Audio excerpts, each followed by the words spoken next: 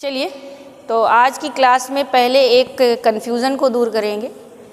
तुषित स्वर्ग हमने एक चित्र पढ़ाया था आपको, तुषित स्वर्ग, और यह है किसमें? गुफा संख्या 2 में। तो इसको पढ़ाते समय एक दृश्य में थोड़ी सी त्रुटि हो गई थी। पहले उस त्रुटि को समझाने के बाद आगे की गुफा पढ़ेंगे, ठीक है? तो इसमें हुआ क्या था, एक दृश्य हमने पढ़ाया था, दृश्य इसी स्वर्ग में, स्वर्ग दृश्य में, कि माया देवी उपवन में, माया देवी को उपवन में खड़े दर्शाया है, खड़े दर्शाया है, यानी वो माया देवी हैं जो वो उपवन में खड़ी हैं और नवजात शिशु को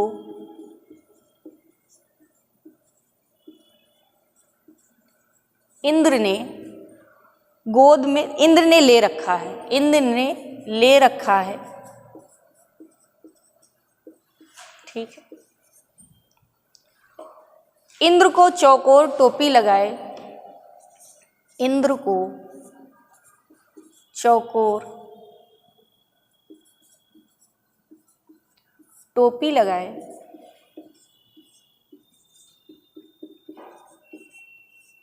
दर्शाया गया है, ठीक है? यानी वो टोपी लगाए हैं, कैसी लगाए हैं? चौकोर लगाए हैं, टोपी लगाए, दर्शाया गया है, 3 नेत्रों से युक्त दर्शाया गया। टोपी लगाए हैं व 3 नेत्रों से युक्त दिखाया गया है,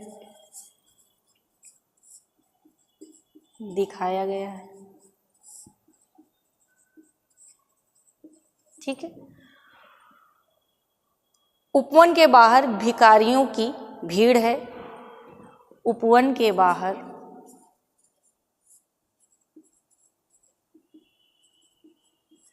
भिखारियों की भीड़ है, जिसका बड़ा ही सजीव दृश्य बनाया गया है, ठीक है? मतलब लगता है बिल्कुल सजीव है। तो इस दृश्य को जब हमने पिछली क्लास में पढ़ाया था तो हमसे त्रुटि क्या हुई थी?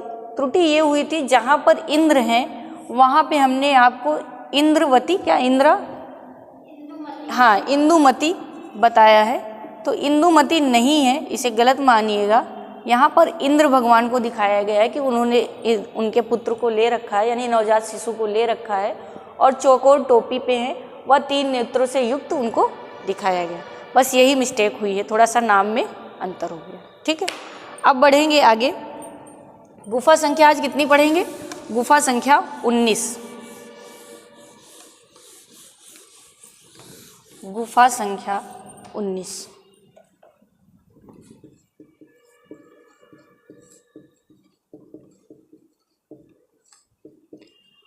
ज़्यादा बड़ी या ज़्यादा चित्रित नहीं है, ज़्यादा इस गुफा में चित्र नहीं दिखाए गए हैं।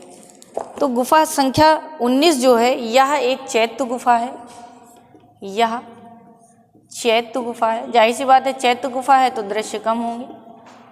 चैत्य गुफा है क्योंकि चैत्य गुफा क्या है? उनके पूजा का स्थान है, और इसमें दिखाया गया है कि गौतम बुद्ध के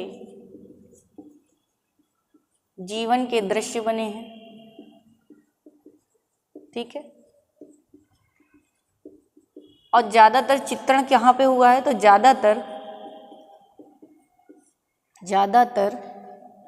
चित्रण छत पर हुआ है, ठीक है? गुफा संख्या 19 में बस इतना ही याद रखना है, ज़्यादा चित्रित गुफा या नहीं। इसके बाद है गुफा संख्या 11। गुफा संख्या 11, ठीक है? गुफा संख्या 11 में यह यहाँ हस्ती जातक, यहाँ हस्ती जातक,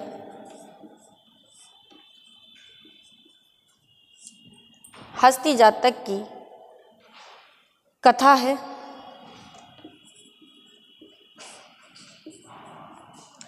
फिर है नंद जातक की कथा है। ठीक, इसके बाद विरह से व्याकुल रानी का सुंदर चित्रण हुआ है। विरह से व्याकुल सुंदर रानी का चित्रण है।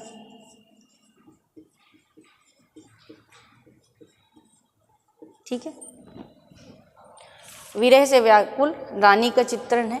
अब यहाँ एक अन्य दृश्य पाया गया है जो थोड़ा विशेष है। ठीक है, इस अन्य दृश्य में क्या है? बांध के किनारे कुछ बालक, बांध के किनारे कुछ बालक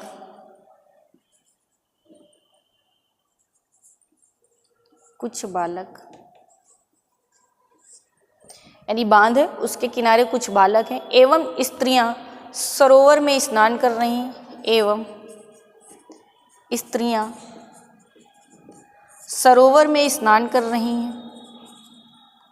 सरोवर इसमें स्नान कर रही हैं।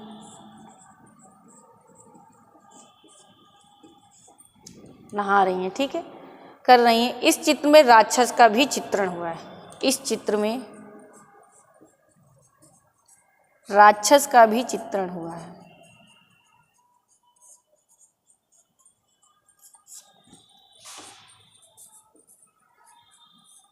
अब भगवान बुद्ध आएंगे इनकी रक्षा के लिए। ठीक है, तो राक्षस का भी चित्रण दिखाया गया है। तो गुफा संख्या 11 भी ज़्यादा चित्रित गुफा नहीं है और ज़्यादा चित्र नहीं पाए गए हैं। तो यहाँ एक हस्ती जातक की कथा है जो कि गुफा संख्या आपके 16 में भी है, तो उसी तरह से यहाँ है। और नंद जातक की कथा, वही नंद उनके भाई की भी कथा है।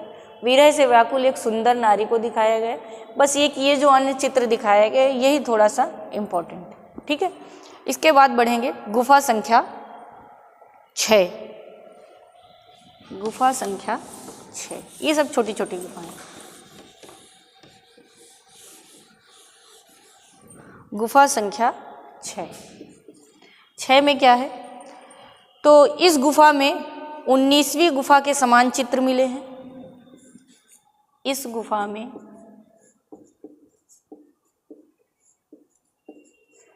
किस गुफा के? 19वीं गुफा के समान, 19वीं गुफा के समान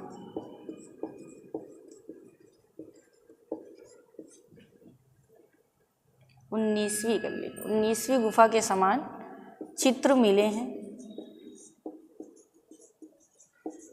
ठीक है, यानी 19वीं गुफा के समान ही ये चित्रित गुफा है। ठीक, किसी कुशल चुतेरे ने, अब यहाँ का एक चित्र है, किसी कुशल चितेरे ने, ठीक, कुशल चित्रेरे ने केश संस्कार, केश संस्कार, केश संस्कार क्या होता है? केश संस्कार से युक्त सुंदरी, केश संस्कार से युक्त सुंदरी, हाँ बाल, केश माने बाल, यानी बाल हैं, सुंदर हैं, बंधे हैं। भिक्षु तथा द्वारपालों के चित्र बनाए गए हैं। भिक्षु तथा द्वारपाल के चित्र बनाए गए हैं।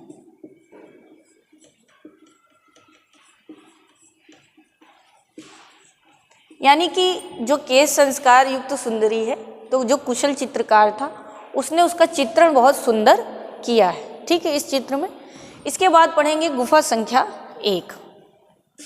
गुफा संख्या 1, इसमें अधिक दृश्य बने हैं और ये थोड़ी बड़ी गुफा भी हो सकता है आज समाप्त ना हो। तो यह गुफा मंदिर का निर्माण, अब इसका समय देखते हैं कि ये गुफा कब निर्मित हुई थी। तो यह गुहा मंदिर का निर्माण, गुफा मंदिर का निर्माण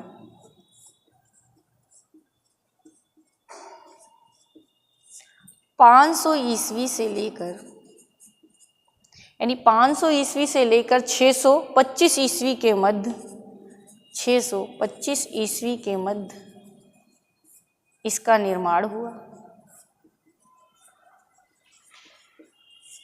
ठीक है। और यह गुफा वाकाटक साम्राज्य का, यानी जब ये गुफा बन रही होगी तब उस समय वाकाटक साम्राज्य का अंतिम समय, ठीक है, वाकाटक साम्राज्य का अंतिम समय और चालुक्य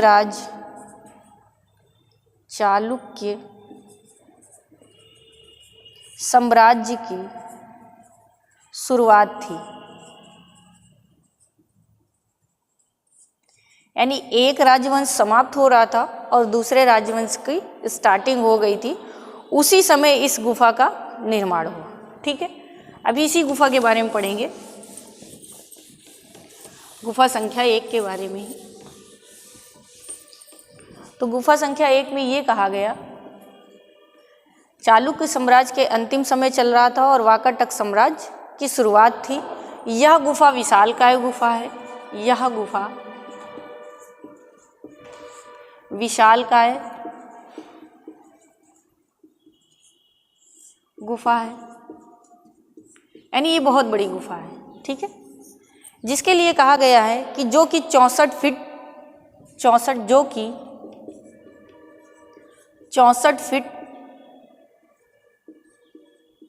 और 64 खंभों से बनी, 64 खंभों से बनी गहरी गुफा है, यानी गहरी भी, यानी गहराई भी 64 फीट है और खंभे भी कितने हैं, 64 हैं, गहराई में बनी हुई है। इसमें 64 कोठरियाँ हैं। अब जाहिर सी बात है 64 खंभे हैं तो इसमें 64 कोठरियाँ हैं। कोठरियाँ का मतलब यही होता है, रहने के लिए लोग कमरों को कोठरियाँ ही बोलते थे। ठीक है, कोठरियाँ हैं, जिससे हमको यह पता चलता है, जिससे हमको यह पता चलता है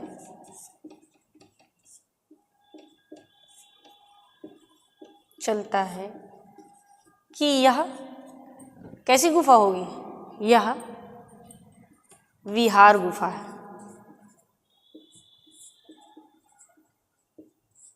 यानी अगर हम गुफा संख्या 1 की बात करें तो ये कैसी गुफा है, तो ये विहार गुफा है। ये रहने का स्थान था यहाँ पर, जिसकी गहराई 64 फीट है और 64 खंभों से युक्त है और 64 कोठरियाँ भी बनी हुई हैं। अब एक नोट करके लिखिए, एक विद्वान है, इन्होंने क्या कहा, नोट करके इस गुफा के समय के बारे में इन्होंने कहा है, इसके समय का निर्धारण अलग किया है। तो डॉक्टर R.S. अग्रवाल ने इन गुफाओं का समय माना है कि इन गुफाओं का समय 475 से लेकर इन गुफाओं का समय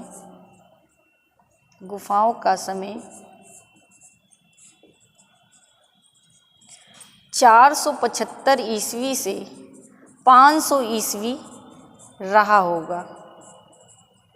और किस पुस्तक में माना है, तो इन्होंने अपनी पुस्तक कला विलास में, ठीक है, किस पुस्तक में लिखा है, तो अपनी पुस्तक कला विलास में इन्होंने लिखा है कि गुफा संख्या 1 का समय 475 से 450 ईस्वी हम मान सकते हैं। ठीक है, और यहाँ पर एक दृश्य बहुत बड़ा पाया गया है, कौन सा, तो यहाँ पर भगवान बुद्ध का, नोट करके लिखिए, भगवान बुद्ध का विशालकाय धर्म परिवर्तन, धर्मचक्र प्रावर्तन, धर्मचक्र प्रावर्तन मुद्रा का एक दृश्य, मुद्रा में एक विशाल, मुद्रा में एक विशाल मूर्ति पाई गई। ठीक है, अगर ऐसे पूछ ले क्वेश्चन ऐसा कि इस धर्मचक्र प्रवर्तन मुद्रा में इनका विशालकाय स्वरूप कहाँ पाया गया है, तो गुफा संख्या 1 में पाया गया। अब बात करेंगे गुफा संख्या 1 में बहुत सारे चित्र बने हुए हैं, जातक कहता है, शिवी जातक, चंपेय जातक, है ना। तो अब एक एक करके इनके चित्रों के बारे में हम पढ़ेंगे।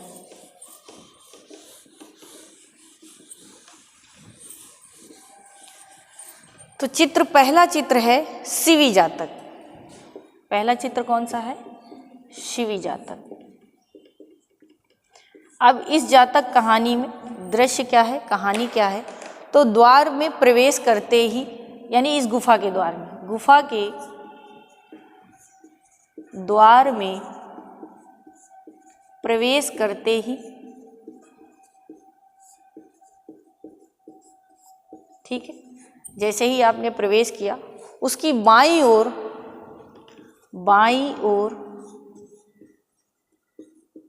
दीवार पर, बाईं ओर दीवार पर शिवी जातक का दृश्य अंकित है। ठीक है, यानी शिवी जातक का दृश्य बनाया गया है। इसमें दिखाया क्या गया है? तो इसमें राजा शिवी के रूप में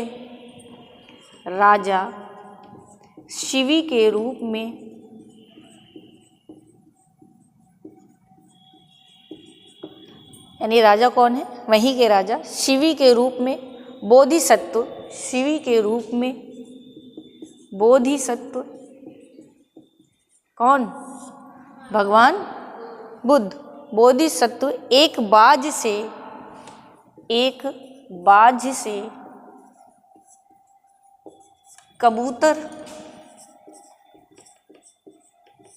कबूतर है, उसको बचाते हुए दिखाया है।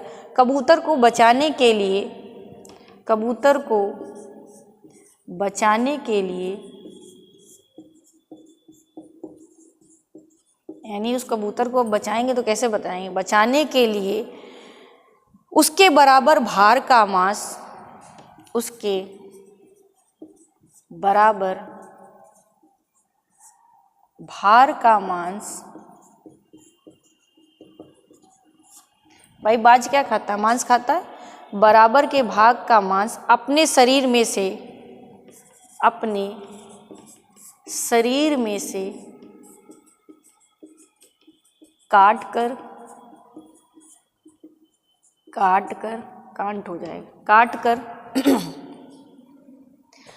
काट कर बाज को देने के लिए उद्धृत हो गए। बाज को देने के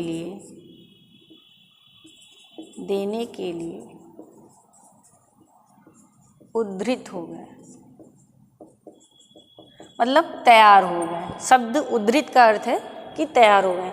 देखिए, ये गुफा में प्रवेश करते ही ये कहानी, घटना बनी हुई है जो कि शिवी जातक के नाम से जानी जाती है। राजा शिवी के रूप में बोधिसत्व एक बाज से कबूतर को बचाने के लिए उसके बराबर, भाई वो मांस खाता है तो मांस के बदले उसे मांस ही चाहिए, इसलिए भगवान बुद्ध क्या करते हैं? अपना ही मांस देने को उसे तैयार हो जाते हैं ताकि वो कबूतर को छोड़ दे। ठीक है, इसी के तरफ यानी इसी चित्र में बाईं ओर, चित्र के बाईं ओर बाएं भाग में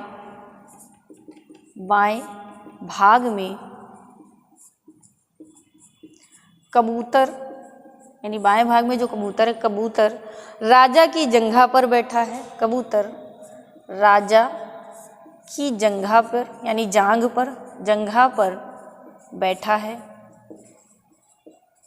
ठीक है, बैठा है और दाईं ओर एक तराजू के निकट, और दाईं ओर एक तराजू के निकट, निकट का मतलब पास, तराजू के निकट राजा शिवी खड़े हैं, राजा शिवी खड़े हैं, ठीक है। यानी बाएं भाग में दिखाया गया है कि कबूतर राजा की जंघा पर बैठा है और वहीं दाईं ओर एक तराजू है, तराजू के जस्ट पास में कौन खड़े हैं, राजा शिवी खड़े हैं, ऐसा मार्मिक दृश्य बनाया गया है, ठीक है। यानी वो कबूतर बच गया है, ये मानिए, ठीक है। इसके बाद नेक्स्ट है नंद तथा सुंदरी की कथा। नेक्स्ट, ये बहुत बड़ी गुफा है, मतलब चित्रित सबसे बड़ी गुफा है, इसमें भी बहुत सारे, जैसे गुफा संख्या 17 है वैसे ही नंद तथा सुंदरी की कथा, सुंदरी की कथा, कहीं सुंदरी विद्यमान ना हो ऐसा हो नहीं सकता, ठीक है। तो नंद तथा सुंदरी की कथा पढ़ेंगे। इसमें इस दृश्य में क्या बना है, इस कथा में यानी क्या है दृश्य, तो एक मंडप में उदास रानी, एक मंडप में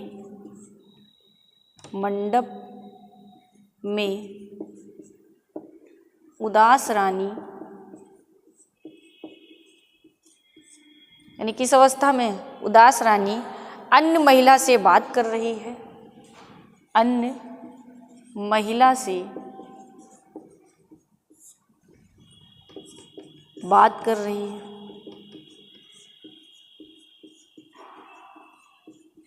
ठीक है, वार्तालाप कर रही है, बात कर रही है। निकट ही एक दासी श्रृंगार दान लिए खड़ी है, निकट एक दासी श्रृंगार दान लेकर खड़ी है। देखिए, नाम से आदमी बार बार सोचता है कि नाम तो ये पढ़ा है, पर इसकी कहानी अगर पढ़े रहो तो लगता है कि हाँ अच्छा, इससे संबंधित कहानी थी, ये दृश्य बना था, ठीक है। दान लिए खड़ी है, एक सेवक द्वारपाल से, यानी जो आसपास खड़े हैं, द्वारपाल से प्राप्त किसी दुखद समाचार से, द्वारपाल से प्राप्त किसी दुखद समाचार से, दुखद ऐसे लिख लीजिए, दुखद होता है, दा होता है, हाँ, दुखद समाचार से, क्योंकि बिंदी भी लगती है, दुखद समाचार से को बता रहा है, यानी विचलित भी होगा, दुखद समाचार को बता रहा है, ऐसे के लिए दुखद समाचार को बता रहा है, यानी ये कोई उनका सेवक है और द्वारपाल से किसी सूचना के बारे में या किसी दुखद समाचार के बारे में बता रहा है। और बताने के बाद क्या होता है, द्वारपाल अत्यंत शोकपूर्ण, द्वारपाल अत्यंत शोकपूर्ण मुद्रा में, यानी उसके चेहरे को देखेंगे तो लगेगा कि उसको शोक है, कोई बात ऐसी है जिससे वो शोक मुद्रा में, शोक मुद्रा रहित रनी निवास के द्वार पर खड़ा है, मुद्रा में रनी निवास के पास खड़ा है।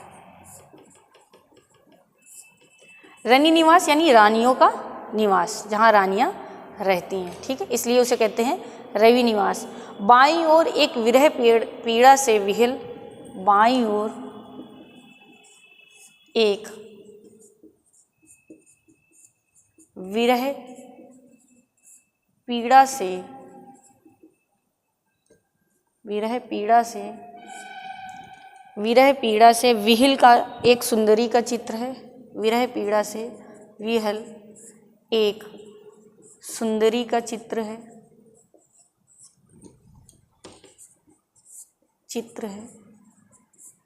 यानी उसी के बाईं ओर एक विरह पीड़ा में विहल सुंदरी यानी मन से विहित है, वो खड़ी है, यानी चित्र उसका बना है, जो सैया पर लेटी है। जो सैया पर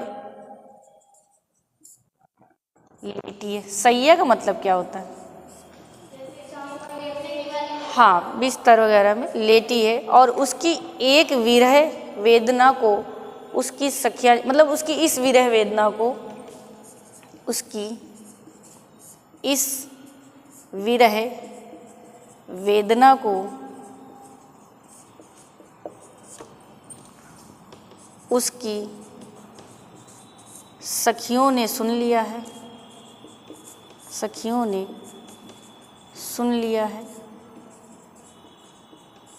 अब जाहिर सी बात है, एक सहेली की पीड़ा दूसरी सहेली सुन लेगी तो पीड़ित हो जाएगी, है ना।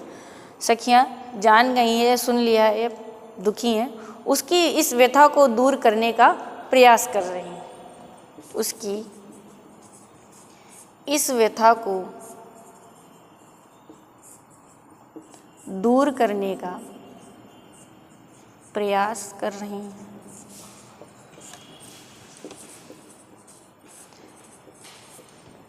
कोमल व्यथा दूर करती हो कि नहीं? प्रयास कर रही हैं। चित्र सजीव है, मतलब चित्र ऐसा बना है, चित्र में एकदम सजीवता है, तो चित्र सजीव है। ठीक, एकदम लगता है कि बिल्कुल हाँ रियल की कहानी है। ठीक है। आकृतियों में शारीरिक रचना में भारीपन है, यानी जो आकृतियाँ बनी हैं, आकृतियों में भारीपन है, या भारी, क्या बोला था मैंने लाइन? आकृतियों में शारीरिक रचना, है ना, आकृतियों में शारीरिक रचना पर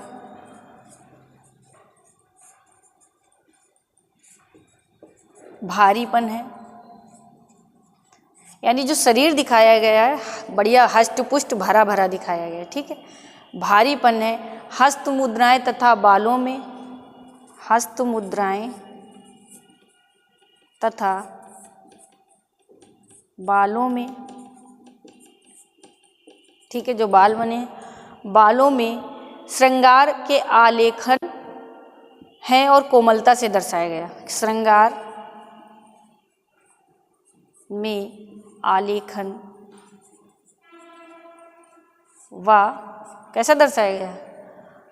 व कोमल दर्शाया गया। ठीक है। ज़्यादा ये लिखने की ज़रूरत नहीं, खाली सुन लीजिए। दर्शाया गया है और कहीं कहीं पर ऐसी कटी भाग दिखाए गए। कटी यानी कमर को बहुत अच्छे तरीके से सुंदर चित्रित किया गया है।